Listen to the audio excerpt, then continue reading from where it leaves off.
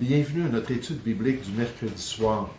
Bienvenue à ce temps ensemble dans l'analyse de la parole de notre Dieu. Ce soir, la question que nous voulons considérer est: le règne millénaire de Christ sera-t-il un jour une réalité? Le règne millénaire de Jésus sera-t-il un jour une réalité? Jésus va-t-il éventuellement régner sur les nations du monde? Sera-t-il un jour le roi des Juifs à Jérusalem, tout en étant le roi des rois sur tous les peuples de la terre? Cherchez avec moi le livre du prophète Daniel au chapitre 7. Le livre du prophète Daniel au chapitre 7 comme introduction ce soir à cette question. Un passage bien connu qui décrit un des aspects du rôle du Messie dans l'avenir des nations. C'est un passage très, très important pour les Juifs. Et même quand Jésus a passé devant le Sanhédrin, il a cité ce passage-là. Puis là, le Sanhédrin a dit, il blasphème. Qu'avons-nous besoin d'entendre d'autres choses, d'autres accusations? Puis là, ils l'ont condamné à mort parce qu'il a cité ce passage. Daniel, chapitre 7, versets 13 et 14. Pour vous mettre dans le contexte, on vient de décrire le dernier empire de l'histoire, on vient de décrire la bête ou l'antéchrist. Puis là, on continue en disant: « Je regardais pendant mes visions nocturnes, et voici sur les nuées des cieux arriva quelqu'un de semblable à un fils de l'homme. » Jésus, c'est ce qu'il a dit. « Un jour, vous allez me voir venir, moi, le Fils de l'homme, sur les nuées des cieux. » En d'autres mots, je suis le Messie d'Israël. Il s'avança, donc le Messie, vers l'Ancien des jours, vers Dieu lui-même, et on le fit approcher de lui. On lui donna la domination, la gloire et le règne, et tous les peuples, les nations et les hommes de toute langue le servirent. Sa domination est une domination éternelle qui ne passera point, et son règne ne sera jamais détruit. Alors, c'est ce qu'on veut voir ce soir. Ce règne de Christ va-t-il réellement se produire sur la terre? Comme définition, le théologien Michael Oudman affirme que le royaume millénaire est le titre donné au règne de 1000 ans de Jésus-Christ sur la terre. Dans les Écritures, on décrit spécifiquement que le royaume millénaire s'étendra sur une période de 1000 ans parmi les nations du monde. En effet, la Bible décrit ce règne littéral de Christ dans ce monde et parmi les nations dans quelques 1845 versets de l'Ancien Testament. Là, je vous fais remarquer qu'on a cité seulement 2 versets. Ici, dans Daniel chapitre 7, il y a 1845 versets. D'après le docteur Wayne House, qui s'est arrêté pour répertorier, en étudiant la parole de Dieu, l'Ancien et le Nouveau Testament, pour regarder tous les versets, tous les passages qui parlaient du règne de Jésus sur la terre. 1845 versets dans l'Ancien Testament et quelques 318 dans le Nouveau Testament. Donc, plus de 2000 versets de la Bible qui nous parlent du règne que Jésus va accomplir sur la terre. En d'autres mots, c'est vraiment clair dans la Bible. Si on accepte le témoignage de la Bible, si on accepte le sens normal des prophéties concernant le règne de Jésus, toutefois, il y a un seul texte biblique dans Apocalypse chapitre 20 qui décrit la durée de 1000 ans de ce règne sur la terre. Quant au règne lui-même, c'est très clair dans les 2 testaments, mais seulement Apocalypse chapitre 20 spécifie que ça va être une période de 1000 ans avant que d'autres choses se produisent dans le plan prophétique de Dieu. Évidemment, ce ne sont pas tous les croyants qui acceptent le sens normal de la prophétie biblique sur le règne de Christ. Et nous allons examiner pourquoi ce soir. On va se tourner vers ces gens-là qui disent « Non, non, non, Jésus ne viendra pas régner sur la terre. Ce n'est pas ce que la Bible dit. » On va regarder pourquoi, et je vous le dis tout de suite, pour s'apercevoir finalement que leurs arguments sont faux. Et que si on a un respect pour la parole de Dieu, puis on accepte le sens normal de l'interprétation biblique, il faut arriver à cette conclusion-là, que Jésus un jour va régner. Ça va être juste un court résumé de la question. On ne peut pas aborder tous les détails. On n'a pas le temps dans une petite réunion comme ce soir. mais je veux quand même parler du sujet, donc commençons. Le sens normal du texte prophétique décrit clairement le règne millénaire de Jésus dans ce monde, mais on nous dit, ça je vais répéter cette petite phrase-là à quelques reprises pour vous donner les arguments. Donc ces gens-là nous disent, Jésus ne l'a jamais enseigné qu'il va régner un jour sur la terre. Il a plutôt parlé d'un règne spirituel dans le cadre des hommes ou peut-être un règne céleste. D'après eux, le Seigneur Jésus n'a pas enseigné directement qu'il allait un jour régner sur les nations du monde dans l'avenir de l'humanité. Il a parlé plutôt du royaume des cieux, du royaume spirituel de son Père céleste sur le cœur des croyants. Et lorsque même il fut confronté par les Juifs de son époque au sujet du règne de David, parce qu'on pensait qu'en tant que descendant de David, c'était lui qui allait devenir le Messie, il esquivait la question, on nous dit, plutôt que de la confirmer. Il dit, oui, je m'en viens un jour et je vais régner sur la terre. Cherchons ensemble l'évangile de Luc au chapitre 17. Je veux vous montrer quelques passages qui sont cités pour voir si c'est vrai que Jésus n'a pas enseigné qu'il allait un jour régner sur la terre. L'évangile de Luc au chapitre 17, les versets 20 et 21. Luc chapitre 17, versets 20 et 21. Les Juifs s'attendaient à un règne... Pardon, je commence mon commentaire avant de lire le verset. Verset 20. Les pharisiens demandèrent à Jésus quand viendrait le royaume de Dieu. C'est clair que les Juifs, à l'époque de Christ, s'attendaient à un règne visible du Messie d'Israël parmi les nations. Ils avaient cet espoir-là d'être délivrés un jour des païens, des autorités romaines puis de leur tyrannie. Ils arrivaient à cette conclusion basée sur tous les passages prophétiques de l'Ancien Testament, comme, puis je veux juste vous en citer un, le psaume 2, qui dit concernant loin de l'Éternel, « Je publierai le décret. L'Éternel m'a dit, donc c'est le Messie qui parle, « Tu es mon fils, je t'ai engendré aujourd'hui. Demande-moi, et je te donnerai les nations pour héritage, les extrémités de la terre pour possession. Tu les briseras avec une verge de fer, puis on voit le Messie faire ça en tant que roi sur la planète Terre dans la prophétie. Tu les briseras avec une verge de fer, tu les briseras comme le vase d'un potier. » Puis nécessairement, je vous ai dit 1845, on a vu 5 versets. Donc il reste 1840 versets dans l'Ancien Testament qui nous disent exactement la même chose, comme le psaume 2, versets 7 à 9. Mais revenons au verset 20 de notre texte. Les pharisiens demandèrent à Jésus quand viendrait le royaume de Dieu. Il leur répondit, « Le royaume de Dieu ne vient pas d'une manière à frapper les regards. On ne dira point, il est ici ou il est là, car voici, le royaume de Dieu est au milieu de vous. » C'est important de comprendre que pendant le ministère de Jésus, ce qui était le plus important, c'était lui, sa personne, le roi de ce royaume-là qui était présent en Israël, le roi qui manifestait la puissance du royaume de Dieu. Et pendant son ministère, ce que les gens devaient faire, c'est de croire en lui. Pas de s'attacher à ce qui allait se produire plus tard dans l'histoire, mais de croire en lui. Donc, il leur a dit, écoutez, en ce moment, ce que vous avez besoin de comprendre, c'est qu'il est déjà là, le royaume de Dieu, parce que moi, je suis présent. Il voulait qu'ils se tournent vers lui. Mais regardez ce qu'il dit à ses disciples au verset 22. Et il dit aux disciples, « Des jours viendront où vous désirerez voir un des jours du Fils de l'homme, donc le roi du royaume, qui sera plus là. Et vous ne le verrez point. On vous dira, il est ici, il est là, n'allez pas et ne courez pas après.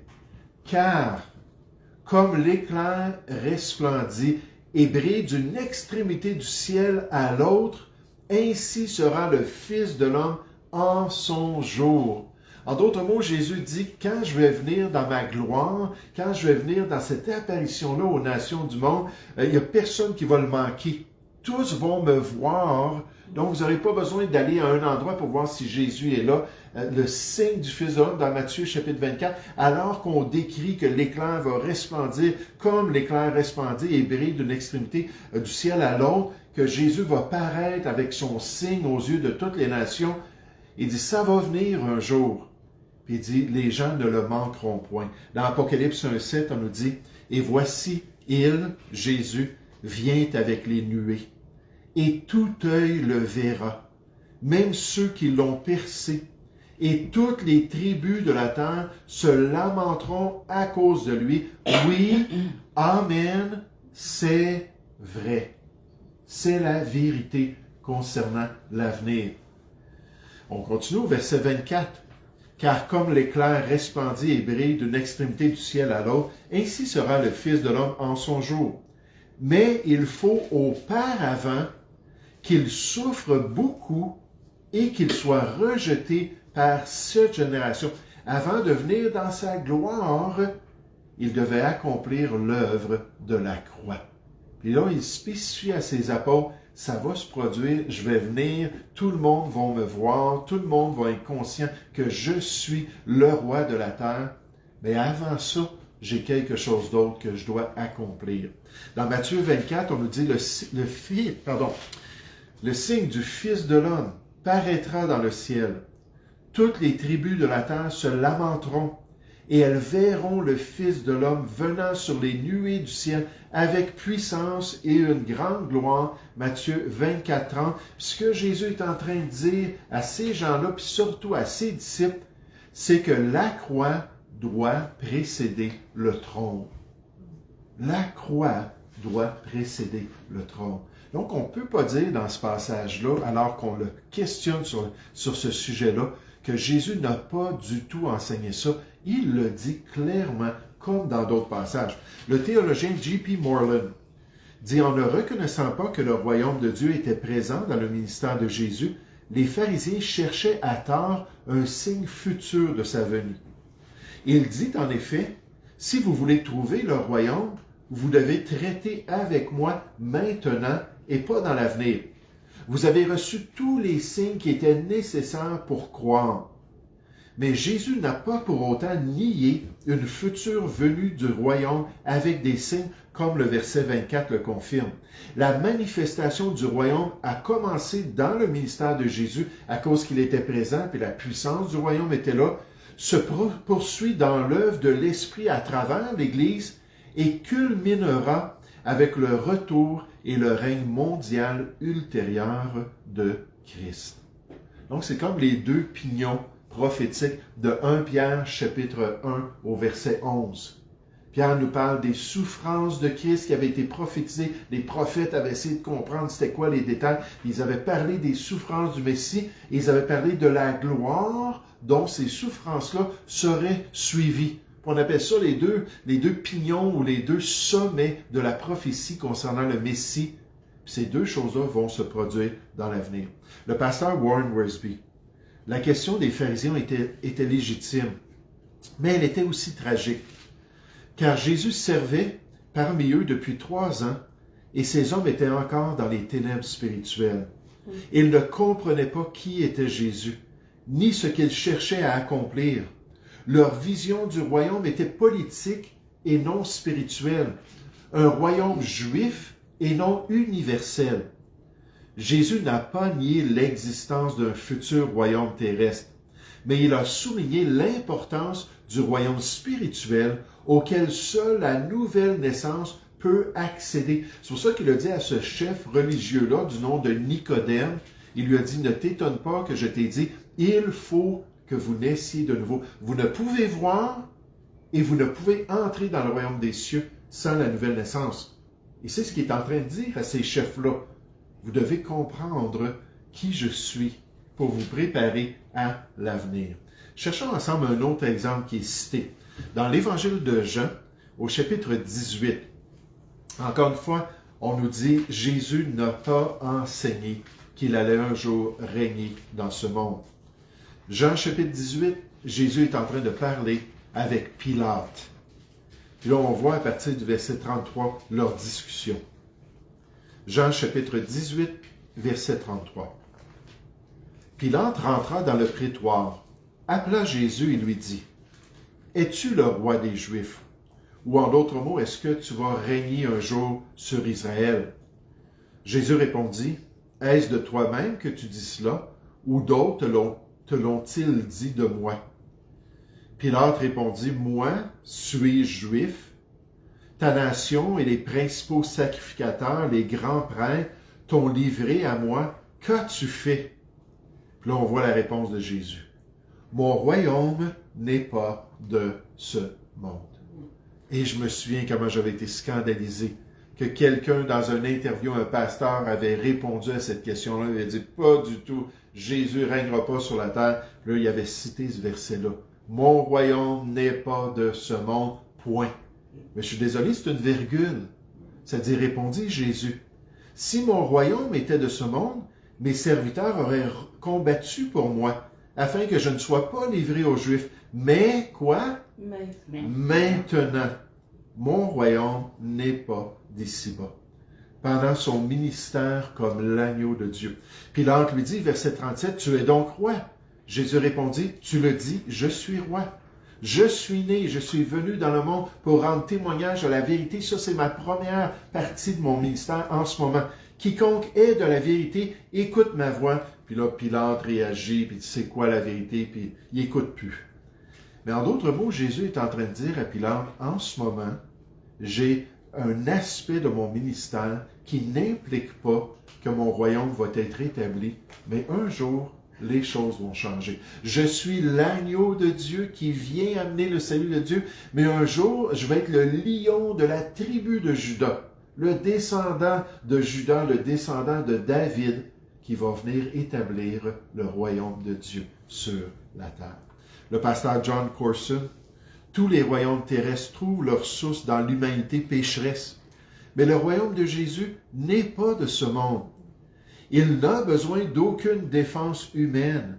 Jésus ne faisait pas référence au royaume millénaire ultime qu'il allait établir plus tard.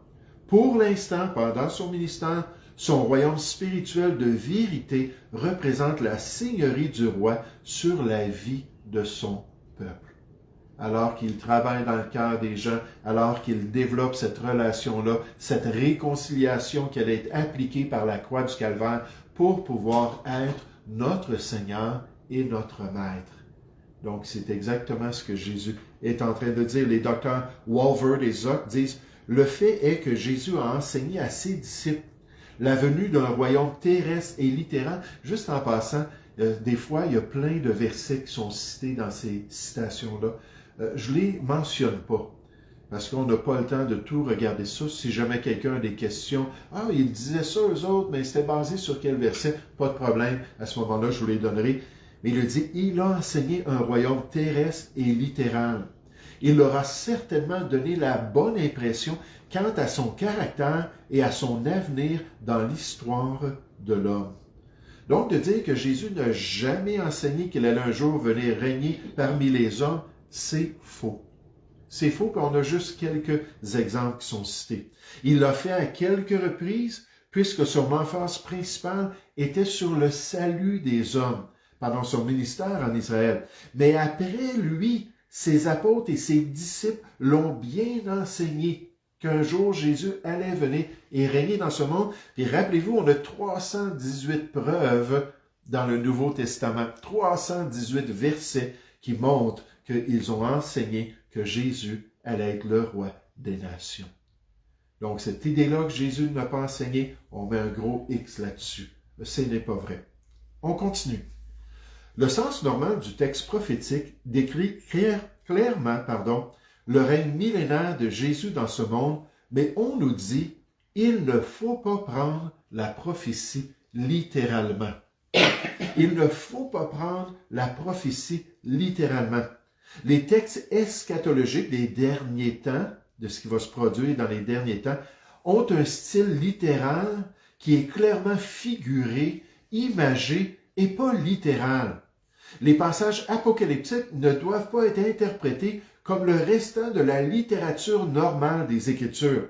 On ne peut pas enseigner un sens réel dans l'avenir à ces prophéties, puisque Dieu ne s'attend pas qu'on interprète ainsi la prophétie de la parole de Dieu. Ça, c'est pas d'hier qu'une telle approche, on appelle ça allégorique, spirituelle, figurée, est appliquée au texte prophétique et en particulier à ces passages qui décrivent les scénarios des derniers temps, à ce qui va se produire pendant la tribulation, ce qui va se produire avec le peuple juif, ce qui va se produire lorsque l'impie va venir, puis il va être le grand dictateur des derniers temps. Et c'est pas nouveau dans l'histoire. Augustin, un des 4 docteurs principaux de l'Église catholique, celui qui était appelé Saint Augustin, faisait fortement la promotion de cette manière particulière d'interpréter la prophétie biblique. Il disait qu'il fallait toujours spiritualiser ces passages-là. Il ne faut pas prendre les textes prophétiques comme les 200, les 2000 passages de toute la Bible qui nous parlent de la venue de Jésus et son règne sur la terre. Il ne faut pas croire que ça dit ça du tout. Il faut leur donner un autre sens moral, un autre sens là, applicable aux croyants dans leurs expériences puis dans leur victoire dans le Seigneur. Paul Krause le confirme et dit l'approche figurative ou allégorique à l'interprétation de l'Écriture fut largement employée par les pères de l'Église, puis ici on parle de l'Église catholique. Et Augustin, en raison de son orthodoxie, est généralement l'un des exemples les plus cités de cette tradition-là. On voit que ça s'est développé beaucoup dans le catholicisme. Il y avait même une école en Égypte qu'on appelle l'école d'Alexandrie, qui était spécialisée à dire que la Bible, on peut voir le corps des Écritures, on peut voir l'âme des Écritures, puis l'esprit des Écritures. Un peu comme Philo faisait pour l'Ancien Testament, le grand sage juif qui disait « Ah, il y a toutes sortes de sens à la parole de Dieu. On ne peut pas dire que la Bible dit seulement une chose. » Mais quand on pense à Augustin, il faut se poser la question, qui a-t-il influencé? Augustin, en plus du catholicisme, avec son interprétation allégorique de la prophétie, a influencé les réformateurs. Des gens comme Martin Luther, des gens comme Jean Calvin au 16e siècle, tous les réformateurs qui ont développé les vieilles dénominations protestantes. Puis eux, ils écoutaient ce que Augustin avait à dire, puis surtout, ils se concentraient sur le salut. C'était ça qui était important, puis la doctrine de l'Église. C'était ça qu'ils devaient défendre alors qu'ils développaient un nouveau mouvement chrétien. Puis la prophétie, il n'en faisait pas un grand cas. Un auteur nous dit Augustin, qui a lui-même été fortement influencé par différents philosophes, a influencé Kierkegaard et Nietzsche. En outre, il a influencé Thomas d'Aquin et Bernard Clairvaux, ça c'est des grands docteurs de l'Église catholique.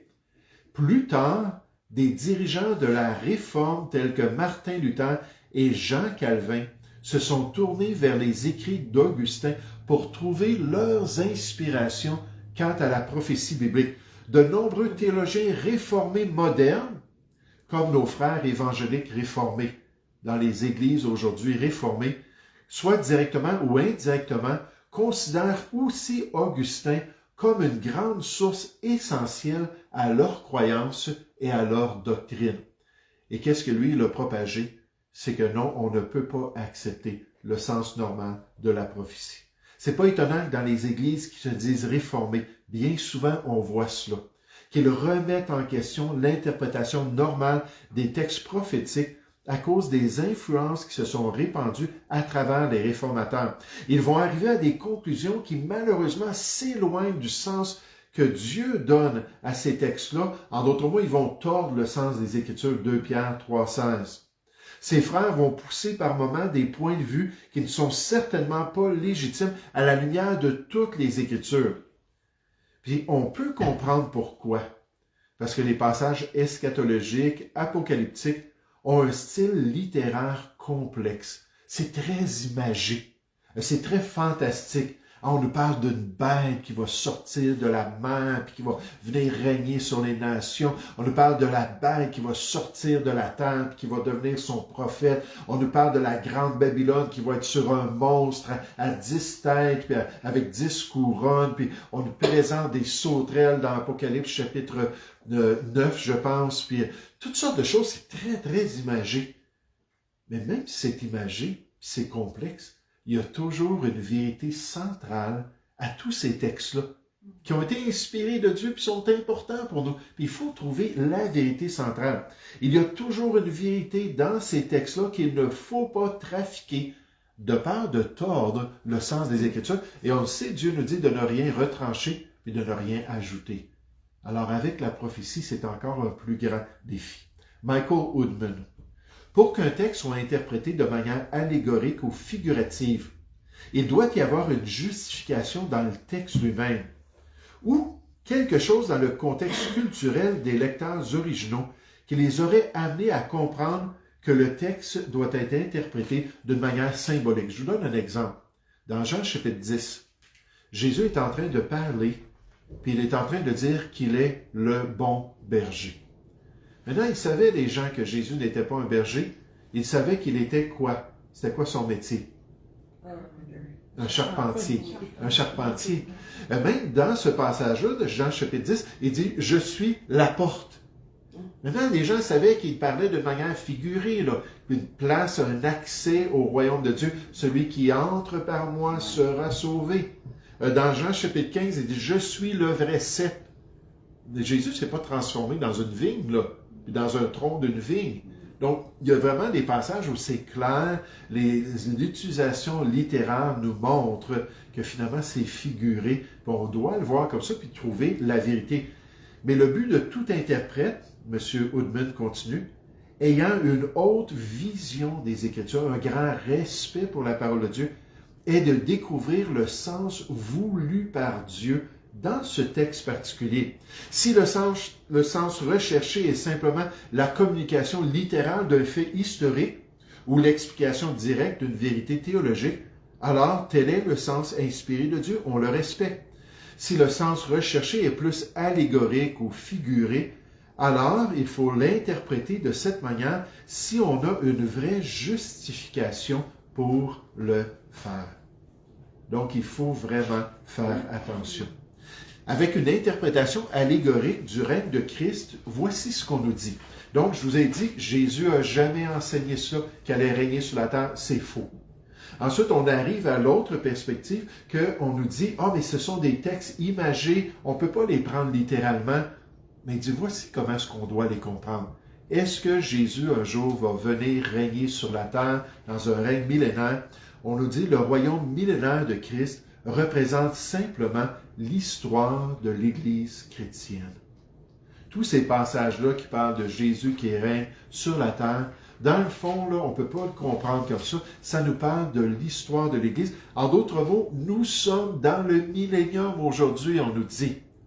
En ce moment, depuis 2000 ans, quand on voit des vilains comme l'Antéchrist puis le faux prophète dans les passages prophétiques, on parle tout simplement des ennemis de l'histoire de l'Église. Les ennemis des chrétiens, les ennemis de la croix de Jésus-Christ. Il n'y a pas de règne millénaire. Il n'y a pas de tribulation à venir. Il n'y a pas de nouvel ordre mondial maléfique. C'est tout lié ensemble, ça, dans leur interprétation. Toutes ces choses-là qu'on voit dans la parole de Dieu, ben non, ça parle tout simplement de l'histoire de l'Église. Il n'y aura pas un grand dictateur mondial, l'Antéchrist qui va venir dans les derniers temps. Est-ce que c'est vraiment ça que la parole de Dieu nous dit? Pas du tout. Il y a plusieurs passages dans l'Ancien Testament qui décrivent le règne du Messie sur terre. Ces prophéties concernant son règne futur nécessitent tout un certain temps avant de trouver un accomplissement littéral. La seule alternative serait d'écarter les nombreuses prophéties spécifiques concernant le futur règne du Messie et d'accepter une interprétation allégorique. De nombreux passages qui semblent bien présenter des prédictions littérales de l'avenir de notre monde. Le docteur Alan Bendy nous dit « Ces chrétiens croient que nous vivons actuellement dans le royaume millénaire, caractérisé par les expériences simultanées de la victoire de l'Évangile dans l'œuvre de l'Église ou de la souffrance pour l'Évangile. Cela indique évidemment qu'ils interprètent le 1000 du millénium, du 1000 ans, dans un sens figuré, parce que l'histoire de l'Église, ça fait plus que 1000 ans qu'elle existe. Ça fait en fait quelques 2000 ans. Le pasteur John MacArthur, ces chrétiens comprennent que les 1000 ans ne sont pas le symbole ne sont que le symbole de longues périodes de temps.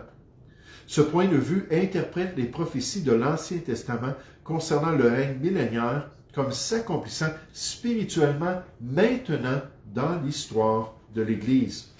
Encore le pasteur Woodman, certains cherchent à interpréter les 1000 ans de manière allégorique.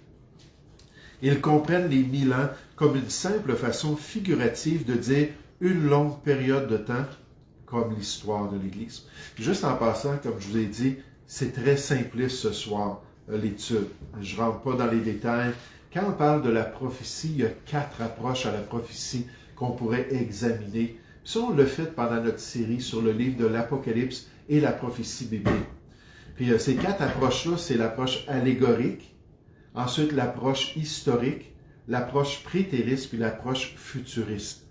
Puis là, on pourrait développer chacune de ces approches-là, puis regarder qu'est-ce qui est en accord avec la parole de Dieu. Et c'est la dernière approche qui honore réellement, l'approche futuriste qui honore le Seigneur.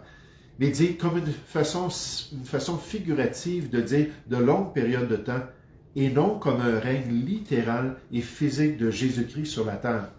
Cependant, 6 fois dans Apocalypse chapitre 20, il est spécifiquement dit que le royaume millénaire durera 1000 ans. Si Dieu avait voulu communiquer une longue période de temps, il aurait facilement pu le faire sans mentionner explicitement et à plusieurs reprises un laps de temps exact. Apocalypse chapitre 20 donne la période précise du royaume millénaire. Il existe d'innombrables autres passages qui évoquent un règne littéral du Messie sur terre. L'accomplissement de nombreuses alliances et promesses de Dieu repose sur un royaume futur, littéral et physique. Il n'y a aucune base, nous dit ce théologien-là, aucune base solide pour nier l'interprétation littérale du royaume millénaire de Christ. Puis encore une fois, là, ça nous montre vraiment l'importance de respecter la parole de Dieu. L'importance de s'approcher de la révélation du Seigneur, puis dire, Seigneur, je ne veux pas trafiquer ce que toi tu nous as donné.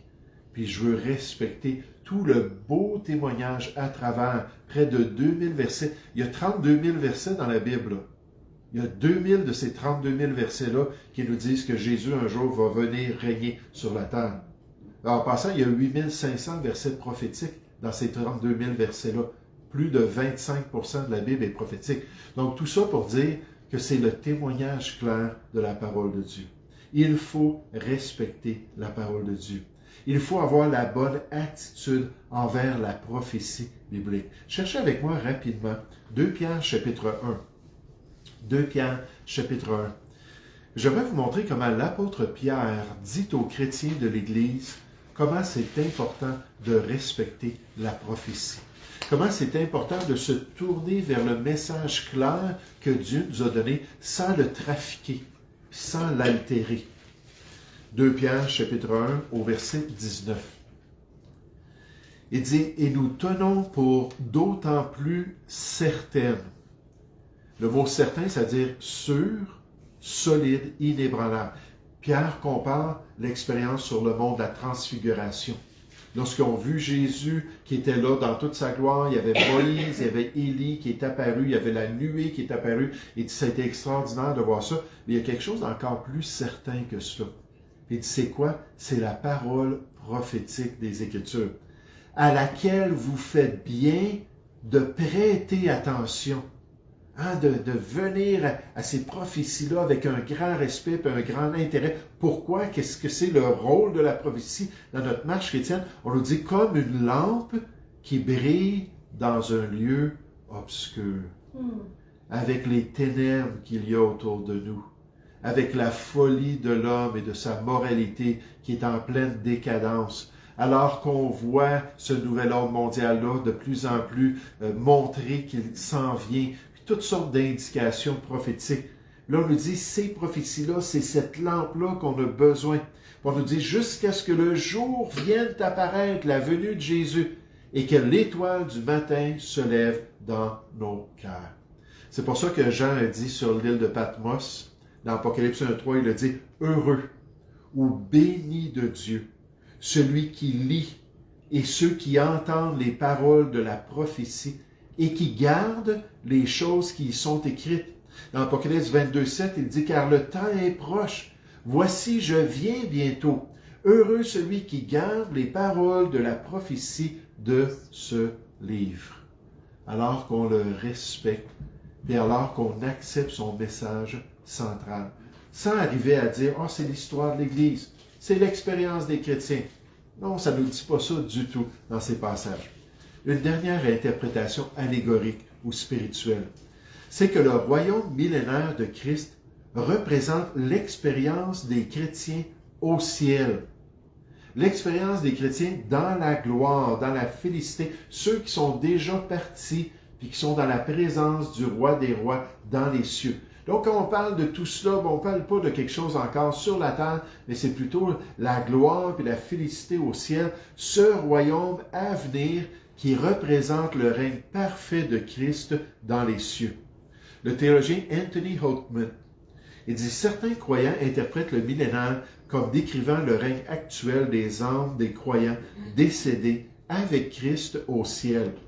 Ils comprennent que lorsqu'on parle de l'emprisonnement de Satan, on voit ça, Satan qui est lié pendant ces 1000 ans-là, on veut dire que ces croyants-là n'expérimentent pas Satan au ciel.